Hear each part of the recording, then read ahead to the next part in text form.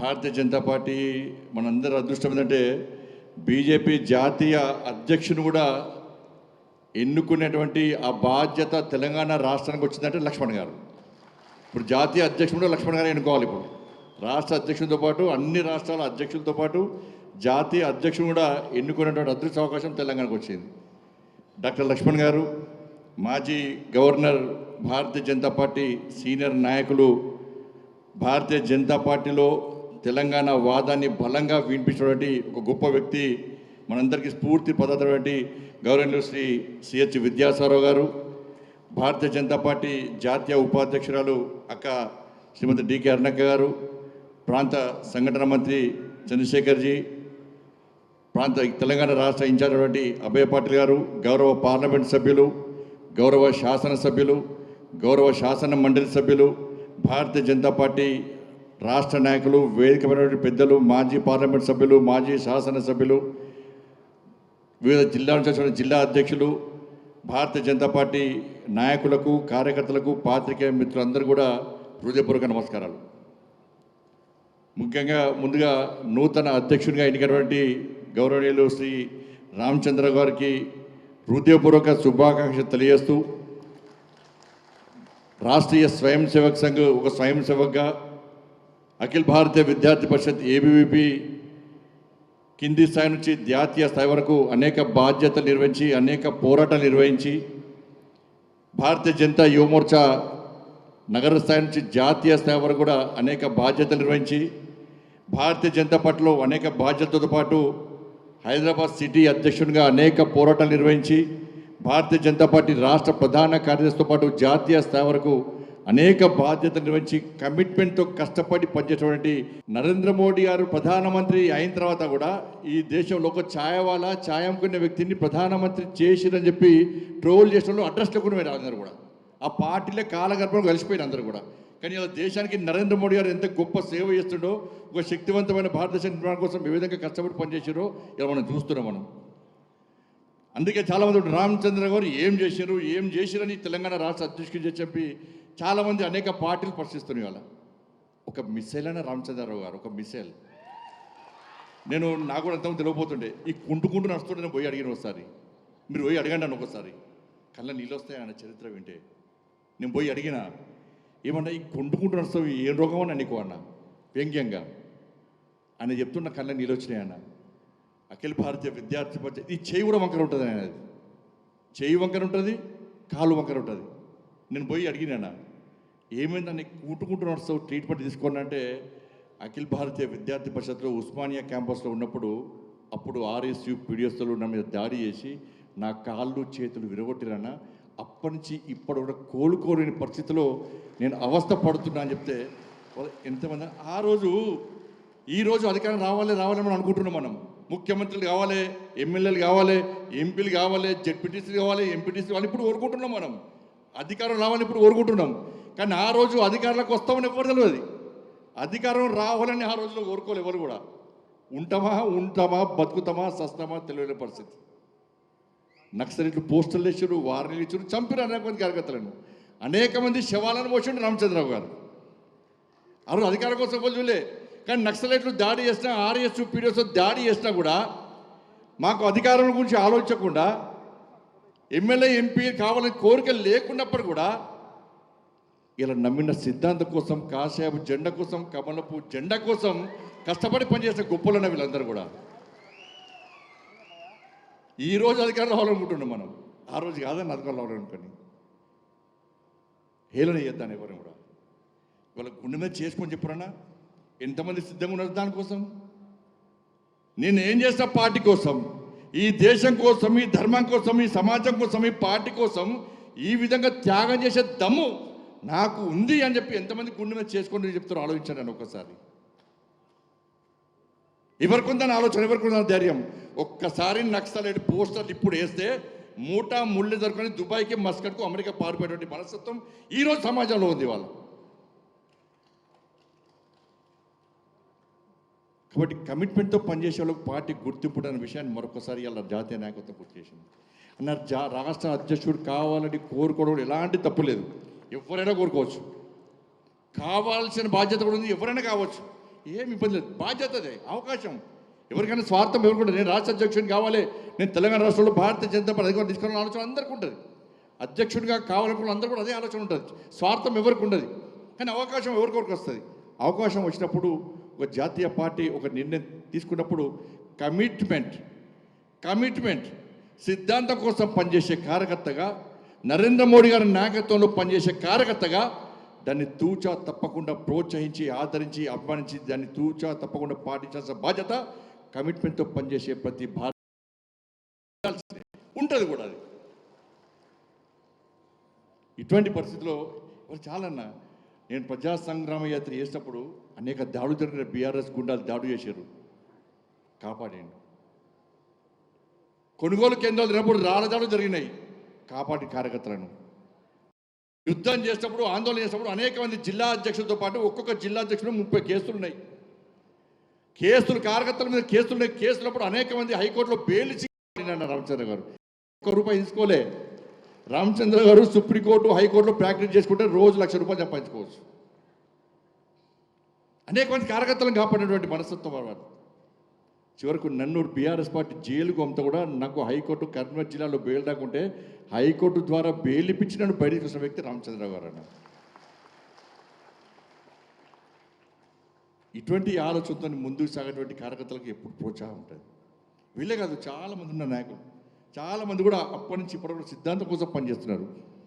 అనేక ఒడిదుడుకులు ఎదుర్కొని ప్రాణాలు పోతే అని తెలిసి కూడా ఈ నమ్మిన సిద్ధాంతం కోసం పనిచేసేటువంటి కమిట్మెంట్ గల కార్యకర్తల నాయకులు ఇవాళ వేదిక మీద ఉన్నారు, వేదిక కింద కూడా ఉన్నారు. ఇటువంటి నాయకులను కూడా ప్రోత్సహించాలి, అందరినీ ప్రోత్సహించాలి. పార్టీలో చేరినప్పుడు కూడా సిద్ధాంతాన్ని నమ్ముకొని మనం ముందుకోవాల్సిన అవసరం ఉంది. ఇటువంటి పరిస్థితుల్లో మనం అందరం కూడా గ్రామ స్థాయిలో కార్యకర్తలందరూ కూడా వాస్తవ విషయాలను గ్రహించి మనం జాతీయ నాయకత్వం తీసుకున్న నిర్ణయాన్ని కమిట్మెంట్తో కష్టపడి మన లక్ష్యం ఈ తెలంగాణ రాష్ట్రంలో మోడీ రాజ్యం, రామరాజ్యం రావాల్సిందే. గొల్లకొండ కిల్ల మీద కాసేపు జెండా ఎగరాల్సిందే. ఆ లక్ష్యం అనేది, ఆ ధ్యేయం అనేది, ఆ సంకల్పం అనేది, దానికోసం మాత్రమే పనిచేయాలి. అధికారం కోసం అధికారం అంటలేను. ఈ తెలంగాణ రాష్ట్రంలో పేదలకు న్యాయం జరగాలంటే, ఈ తెలంగాణ రాష్ట్రంలో భారతీయ జనతా పార్టీ కార్యకర్తలకు న్యాయం జరగాలంటే, ఈ తెలంగాణ రాష్ట్రంలో భారతీయ జనతా పార్టీ అధికారం రావాలని చెప్పి మనం కోరుకుంటాం కాదు కన్నా. అందరికీ ఇచ్చాము అధికారం, అది అవకాశం, అందరికీ ఇచ్చాము అవకాశం. ఇలా బీజేపీకి ఇద్దాం అధికారం అని చెప్పి మనం కాదు, ఇలా సామాన్య ప్రజలు కూడా ఇలా తెలంగాణ రాష్ట్రంలో ఆలోచిస్తున్నారు. ఏ గల్లీకి పోయినా, ఏ వ్యక్తిని కలిసిన అయిపోయిందన్న, ఈసారి బీజేపీ అధికారం వస్తుందన్న, అయిపోయిందన్న. Congress out, BJP out, BRS out, ఈసారి బీజేపీ పక్కా అధికారంకి వస్తుందన్న. మేము బీజేపీకి ఓటు అని చెప్పి సామాన్య ఏమో రాజకీయాల పట్ల అవగాహన లేని వ్యక్తులని కూడా ఈసారి బీజేపీ పక్కా ఇస్తామన్న ఓటు అంటున్నారు. ఉందా లేదా ఒక్కసారి ఆలోచించండి. వాళ్ళు ఆ వాతావరణం కాపాడుకోవాలి మనం. తప్పుడు ప్రచారం కాంగ్రెస్ బీసీ అంటే అన్న, ఈ దేశానికి ప్రధానమంత్రిని బీసీని చేసే ఘనత భారతీయ జనతా పార్టీది. కాంగ్రెస్ పార్టీకి చేసే దమ్ముందని వాళ్ళు అడుగుతున్నాను నేను ఇవాళ. అరే, దేశానికి ఒక ట్రైబల్కి సంబంధించినటువంటి ఒక మహిళను రాష్ట్రపతి ద్రౌపది ముర్ముని రాష్ట్రపతి చేసే ఘనత భారతీయ జనతా పార్టీని. ఒక దళిత వర్గానికి సంబంధించినటువంటి రామ్నాథ్ కోవింద్ను ఇవాళ రాష్ట్రపతి చేసిన ఘనత భారతీయ జనతా పార్టీది. ఇవాళ తెలంగాణ రాష్ట్రంలో చలపతిరావు గారు ఈ తెలంగాణ ఉమ్మడి ఆంధ్రప్రదేశ్ భారతీయ జనతా పార్టీ రాష్ట్ర అధ్యక్షుడుగా ఉన్నటువంటి చలపతిరావు గారు ఒక బీసీ. బండారు దత్తాత్రేయ గారు, మున్నటనుకున్న డాక్టర్ లక్ష్మణ్ గారు ఒక బీసీ, నేను ఒక బీసీనే. ఇలా బీసీలను విస్మరించని చెప్తున్న కాంగ్రెస్ పార్టీ ఎంతమంది బీసీలు చేసింది. ఈ దేశానికి బీసీ ప్రధానమంత్రి చేసే దమ్ము ఇలా కాంగ్రెస్ పార్టీ. మంత్రి చేస్తా, కాలు నరుక్కుంటా, మూతి నరుక్కుంటా, ముక్కు నరుక్కుంటా అన్నటువంటి కేసీఆర్ ఇవాళ అధికారంలోకి వచ్చిన తర్వాత దళితుని ముఖ్యమంత్రి చేసిండా, దళితంలో ముఖ్యమంత్రి అయ్యే అర్హత లేదా అని చెప్పి ఇలా బీఆర్ఎస్ పార్టీ సమాధానం చెప్పాల్సిన అవసరం ఉంది. దళితులు ముఖ్యమంత్రి చేస్తారని మోసం చేసిన party BRS party.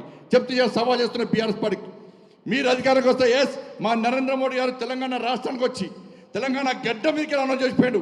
Bharatiya Janata party Telangana రాష్ట్రంలో అధికారానికి వస్తే ఒక బీసీని ముఖ్యమంత్రి చేస్తామని చెప్పి ధైర్యంగా ప్రకటించిన పార్టీ భారతీయ జనతా పార్టీ.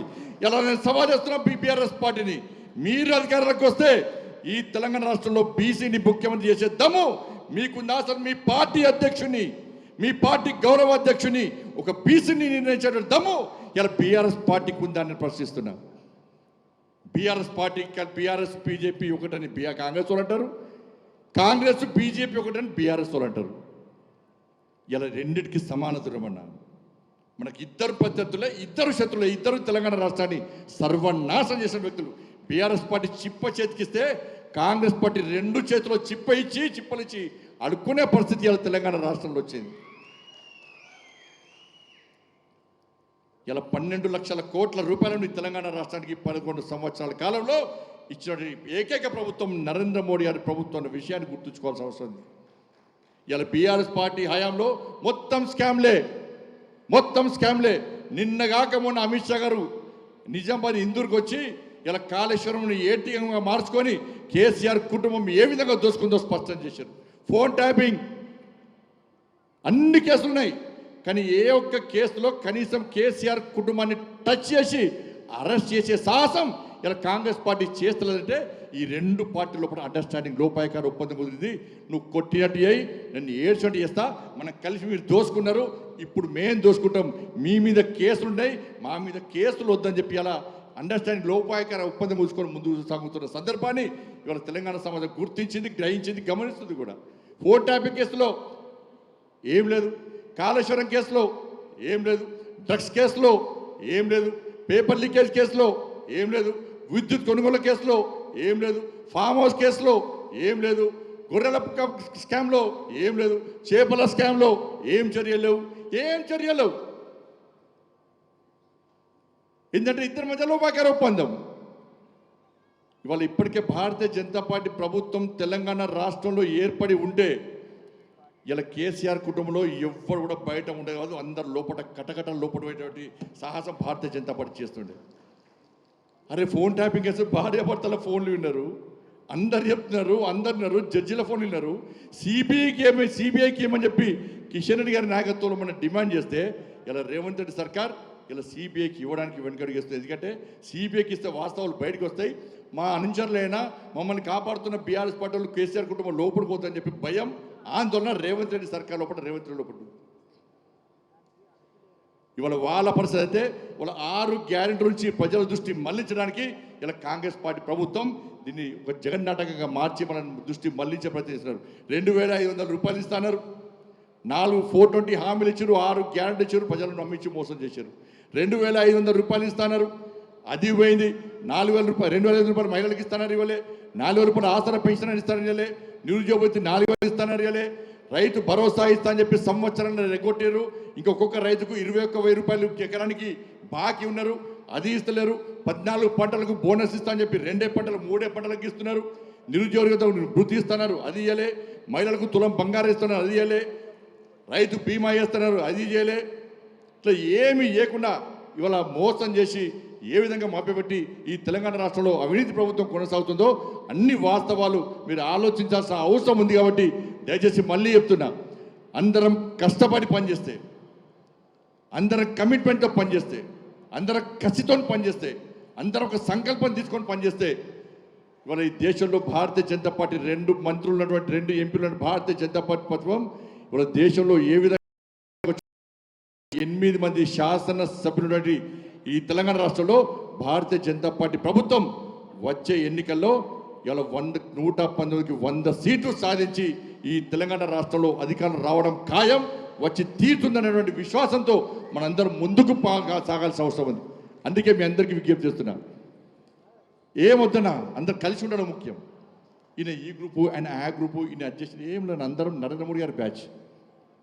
నాది ఏ బ్యాచ్ కాదు, మనది ఏ బ్యాచ్ కాదు, ఒక టీం అన్నది, ఇండియా టీం అన్నది. మన టీంకి నాయకుడు, ఏకైక నాయకుడు నరేంద్ర మోడీ గారు, మన కెప్టెన్.